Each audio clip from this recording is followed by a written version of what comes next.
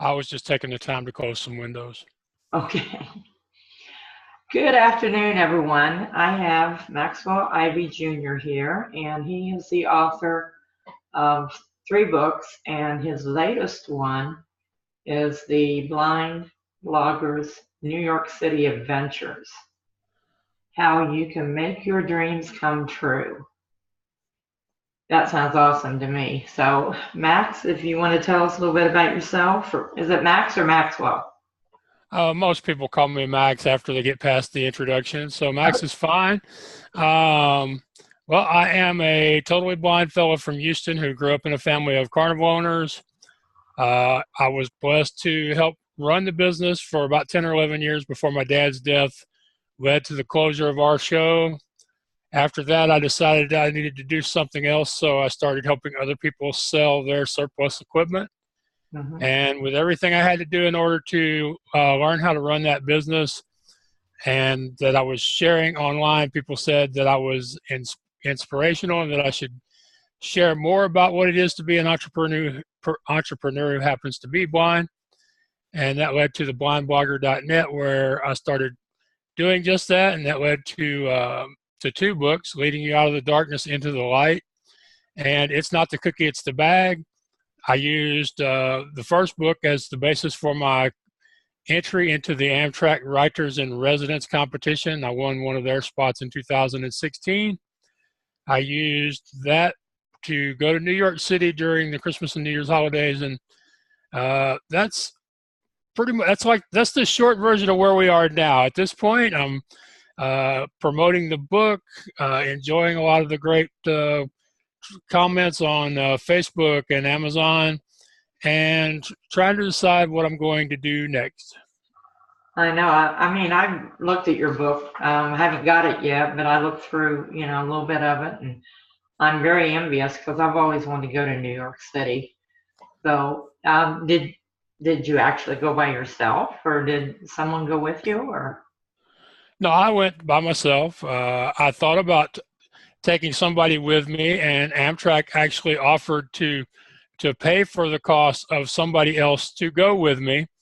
But 2 things kept that from happening. One, we couldn't find anybody who had the availability that could actually leave their job, school, or whatever and be gone as long as I wanted to be, because my plan was to be gone, 10 days or more, plus it's roughly 2.5 days each way by train. So Right. you're looking at somebody taking off from work, or even if they're a college student, that's longer than their Christmas break is going to last. So that, That's true. and the other thing is I started thinking, if somebody had been willing to go with me, it probably wouldn't have been as much fun. It certainly wouldn't have been as good of a book. I would imagine that would have happened that way because I don't know, somebody helping you, you would see more, I think, from their perspective than what you would of your own. That, what you learned and what you did while you were there. Right. And the other thing about being by myself is I think I probably met a lot more people and had a lot more direct conversations than I would have had if somebody had been with me. And some of those were on the train or in subways or buses, and some of them were at places I went or in the apartment that I stayed at. I'm amazed at that. I mean, I admire you greatly for doing that, and the fact that you have 3 books out, that's awesome too. And like I say, I am going to get them and read them. I just haven't done that yet. You said that you figured out you had to do something different. Was writing books, was that in your plans to begin with, or? No, that was never in my plans. I have said many times I didn't plan to write a book, much less 3 of them. The problem with writing a book is once you write that first one, no matter whether it's a 20-page ebook or a 300-page novel, then you start to see subjects or suggestions for other novels all around you. And, just like with blogging or recording a podcast, I read these posts online where people talk about having writer's block. They talk about not knowing what subject they're going to cover in their next blog post. And I'm like, I don't know what subject it is you're writing about, but I honestly can't think of too many things where there isn't something in your profession, your business, or your personal life that you couldn't write about. I mean, even if we take something as narrow as my previous website, the Midway Marketplace, which I still work at, not as hard as I did before because I spend more time on the writing now.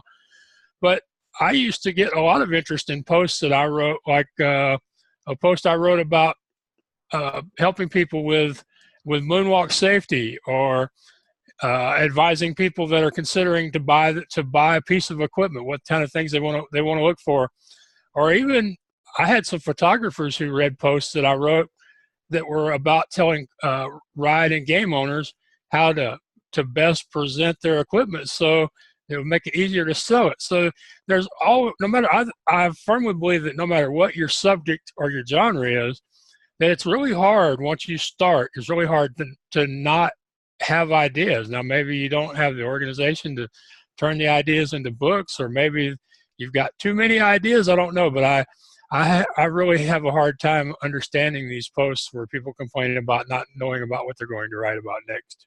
I have to agree with you on that. I don't think it's a matter of writer's block. I think there's just too much in there that they haven't figured out how to, put out on paper. Because, like you said, there's unlimited subjects that anybody can write about.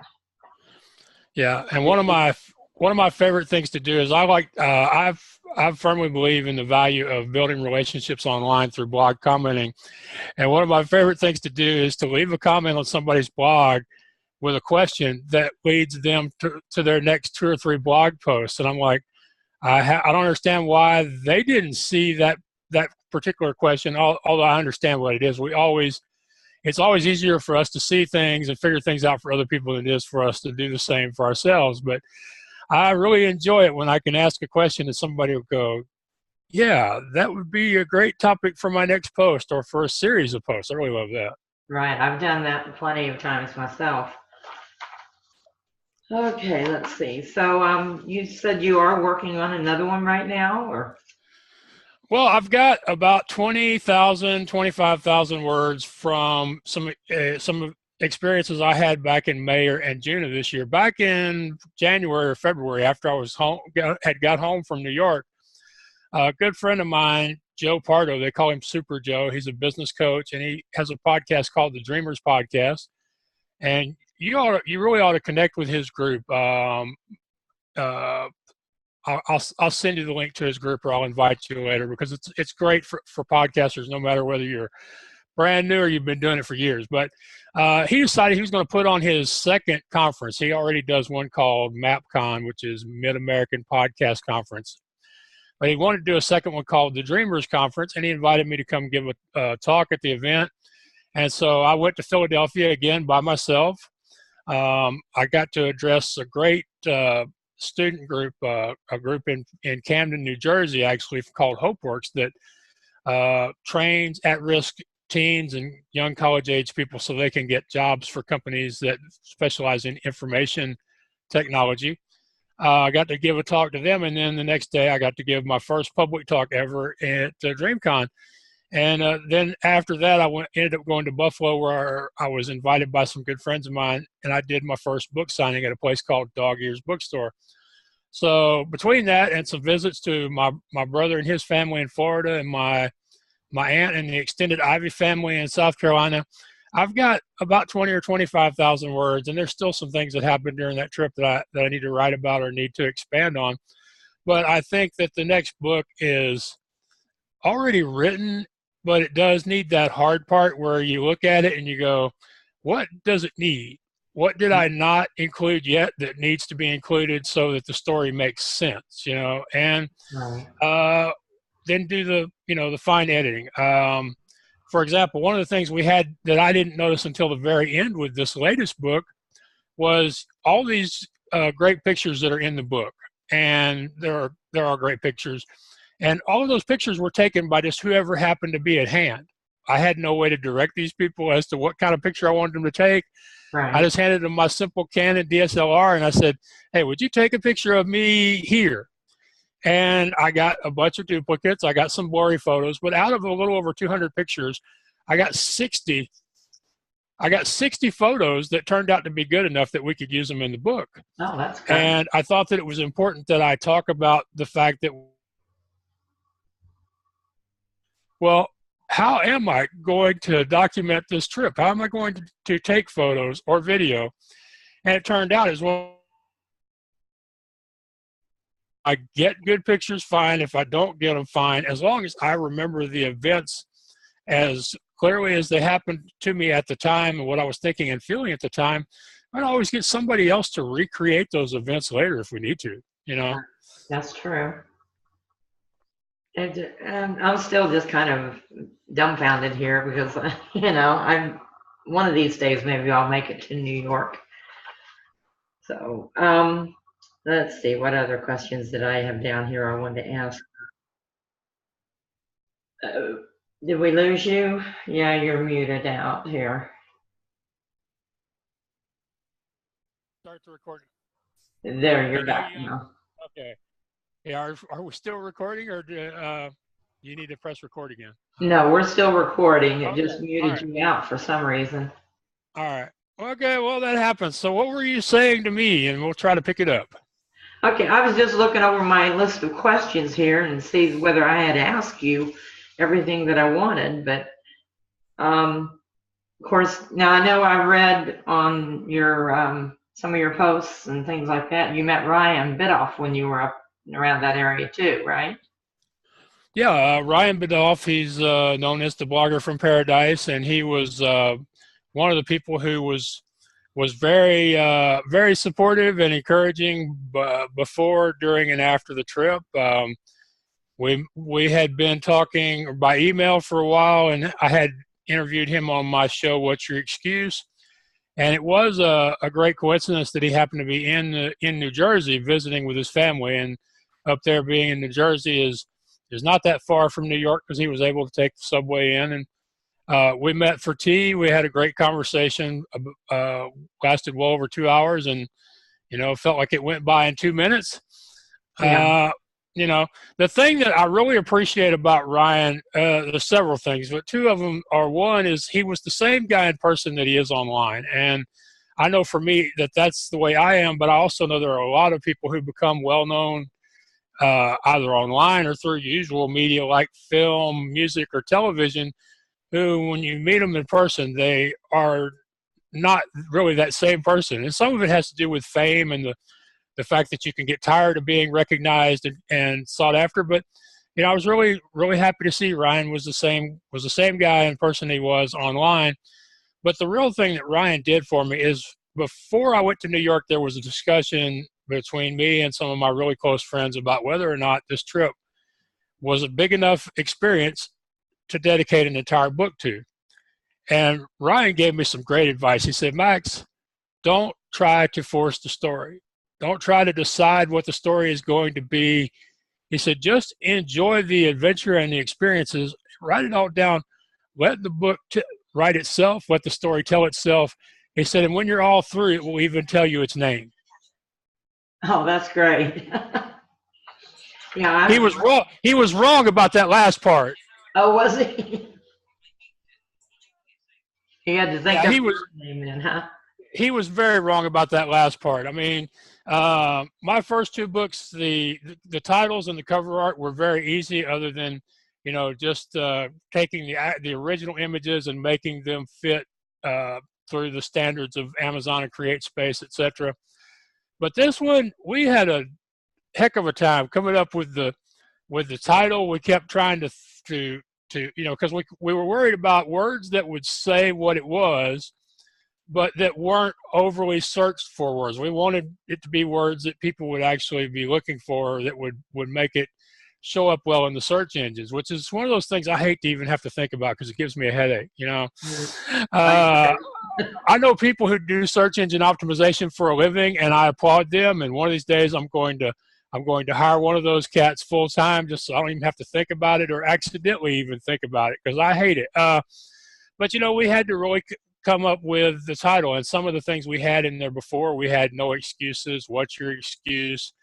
We had Amtrak in the title because they had obviously paid for my way to get to New York and back.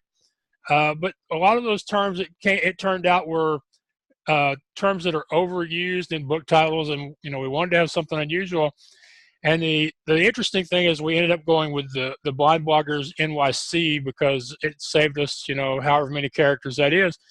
But a couple of days ago, I was talking to a friend of mine, and he was asking me about my book, where he could find it.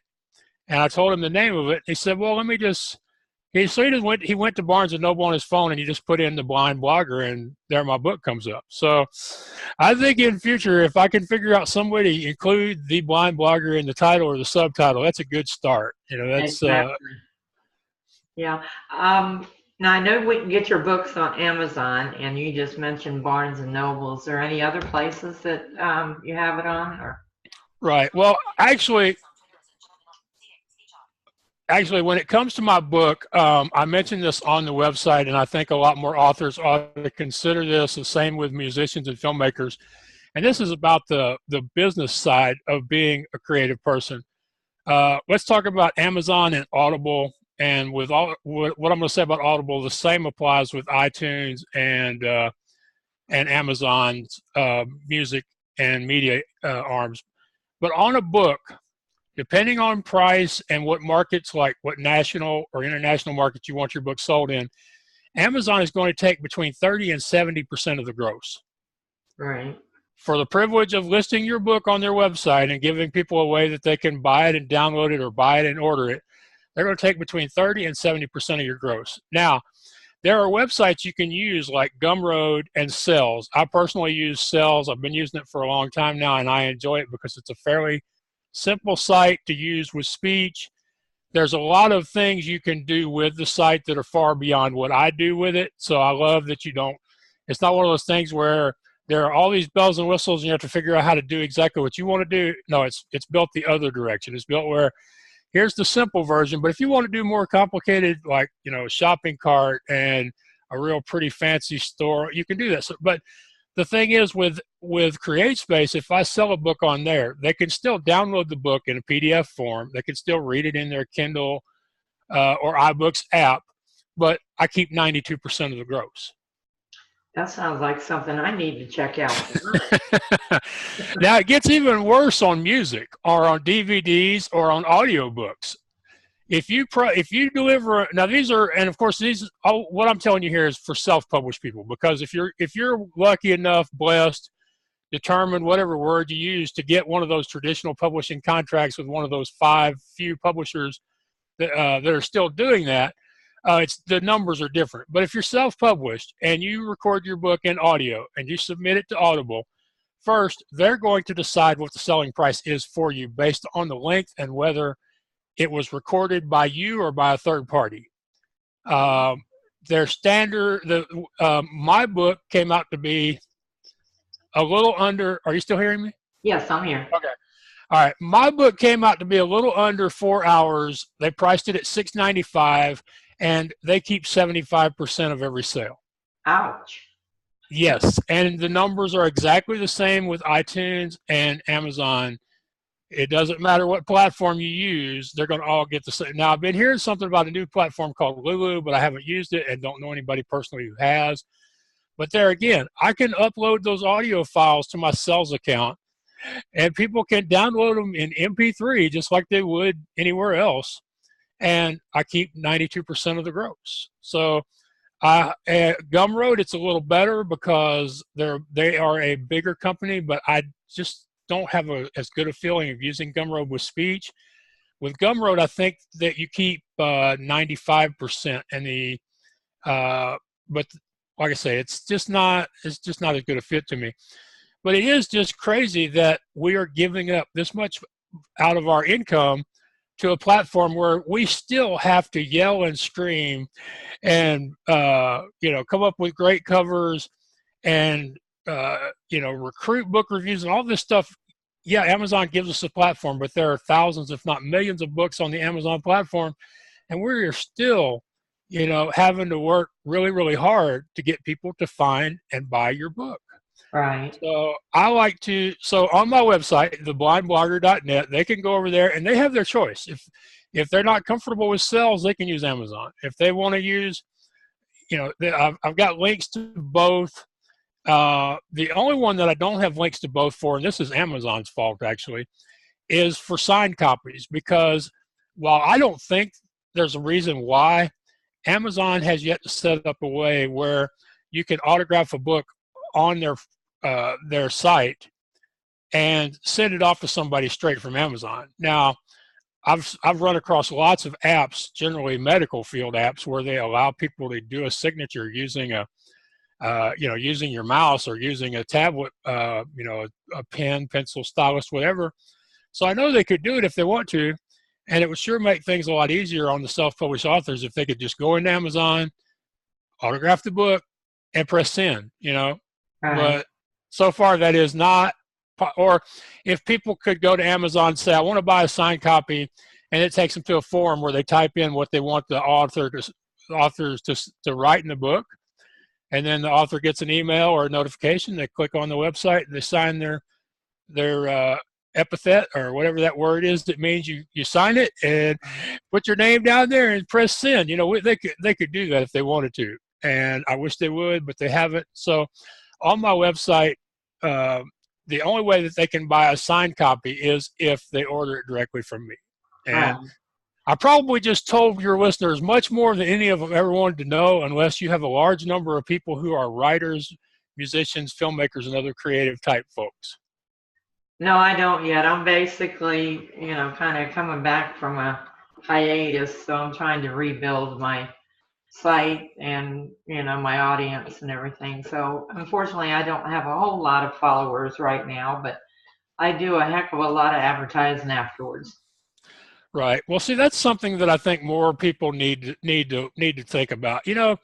I run a service where I help people get booked on podcasts and radio shows. And in this case, I did not approach you. You found me through my friend Lorraine, Right. I think. And you reached out to me, which I'm glad. But one thing that I have this discussion with authors and clients and potential clients all the time is, what size show are you going to get me on? How many people are going to see me?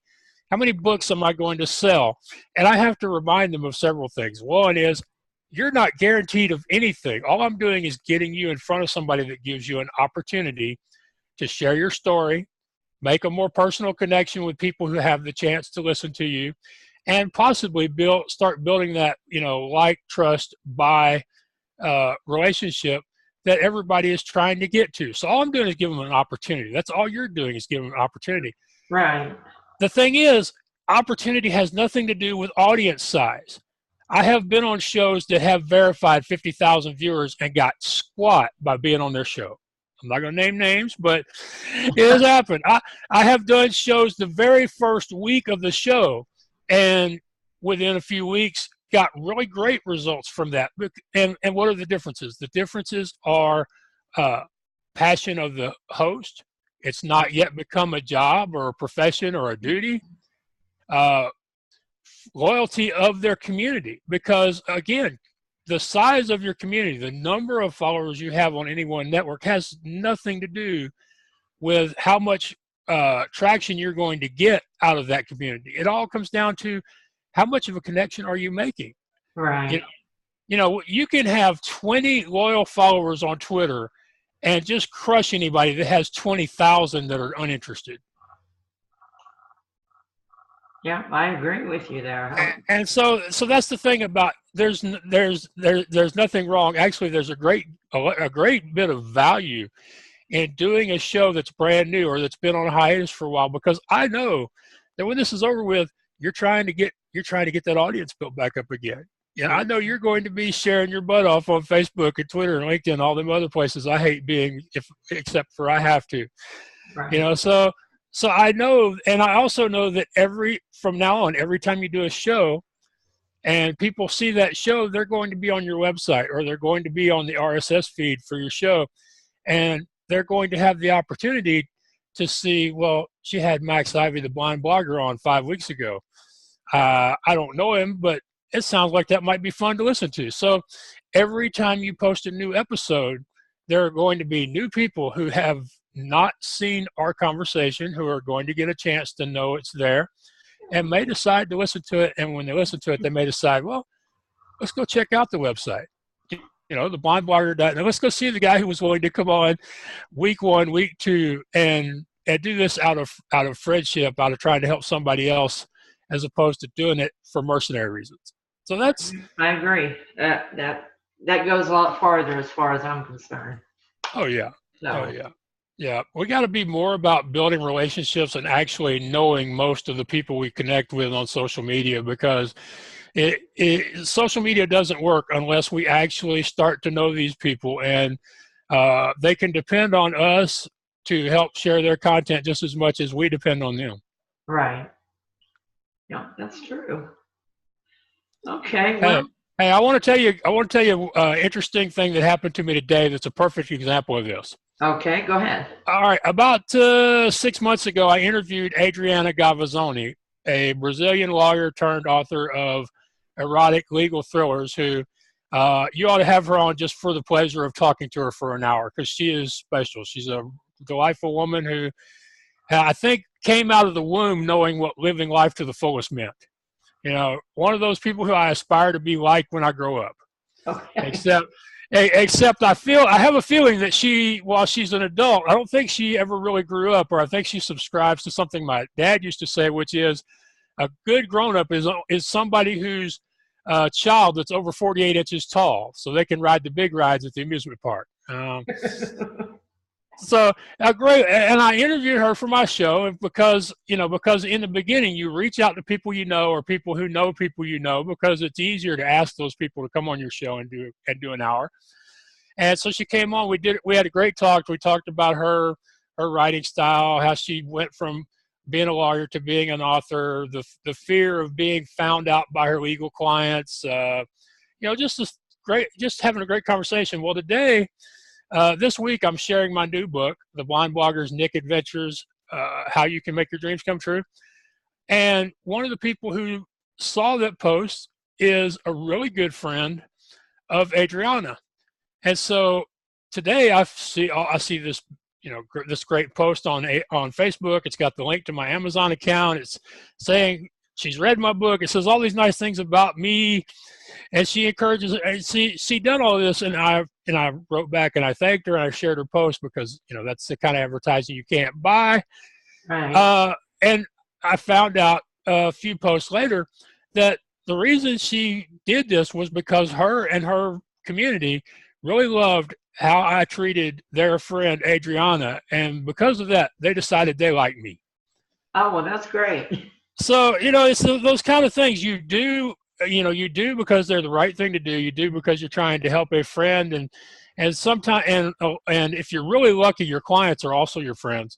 But you're trying to help somebody, and you're not really thinking about what it's going to do for you today, next week, or next month. And then you wake up one morning and you say, something I did that I really didn't even think was a big deal. To me, it wasn't. But to them, it was a really big deal. And those are the kind of investments that you make when you think more about the other person, and when you don't spend so much time wondering, what am I going to get out of this and when? Right. Yeah, you're right there. Yeah, that's one of the problems I've always said, that with my own stuff, I have a hard time promoting my own stuff, but I can promote the heck out of everybody else's stuff. Well, one of the things I am finding out is that, authors and podcasters are both in the same boat when it comes to promoting themselves. They either aren't good at it or they don't think they need to. They're it's one or the other with most people. And I tell you, I'm glad to see that podcasters are really starting to come around to the understanding that they need to be on other people's shows, expanding their audience and building these connections. Or as I like to say in a talk I'm going to give one of these days, if you don't have your own audience, borrow or steal somebody else's. That's true. It's just like a mailing list. They say when you joint venture with somebody that has a large mailing list. Yeah. And I aspire to that. But some of those joint venture people won't even talk to you unless they can verify how many people are on your list. And my list is up to 154 people. which is not impressive, but I'm always rewarded by the fact that if I send out an email to my group, out of that 150, I'll get somewhere around 8 or 10 people who will actually take the time to write back, or who will head over to the link and you have a click or loyalty. leave a comment. Yeah, so again, it's not the volume, it's the loyalty. But there are so many people, especially people who focus on joint ventures, who get really obsessed about the numbers. You don't have 500, don't talk to me. You don't have 5,000, I don't want to hear from you.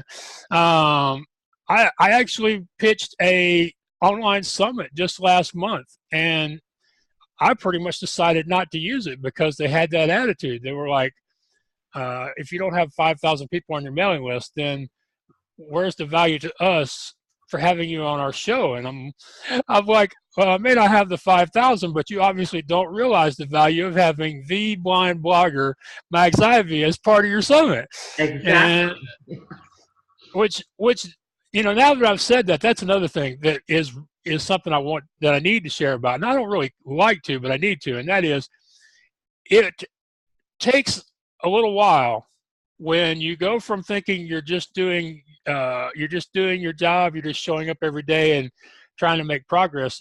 When you go from that view of yourself to seeing yourself as an inspiration and a role model, it takes a little while before you get to the point where you can say that with confidence to go, do you know that I am known around the world as the blind blogger? I mean, it's not to the point of telling a cop, do you know who I am, kind of thing, but when it comes to other bloggers and podcasters who are so hung up on those numbers, it's like, it's like, that's the first time I ever got a chance to say that to somebody, and it felt pretty good, Right, yeah. You obviously don't realize the value that you would get from having me as part of this summit. Right, you definitely have your brand there. Yeah, and I've been very lucky with my brand, especially considering that I did not pick my brand. I have 2 names online, and I didn't pick either one of them, and they're both great for marketing purposes. And I'm just so glad that I decided to accept them. And I've had many friends who've told me, Max, a lot of people could have heard those names. People could have tried to stick them with those nicknames, and they could have said no, thank you, and tried to come up with something on their own. They said, just because you didn't pick them doesn't mean you didn't have something to do with the fact that you were smart enough to accept them and embrace them and make them yours. And just for people who don't know the story, I have 2 names. One is Mr. Midway, which it has to do with the Midway marketplace where I help people sell amusement equipment. And in 2009 or 10, I was helping the Gogo Lake defunct amusement park society try to find a buyer for their beloved Big Dipper wooden roller coaster. I failed to find a buyer. It ended up getting bulldozed, and it was a very sad occasion when that happened.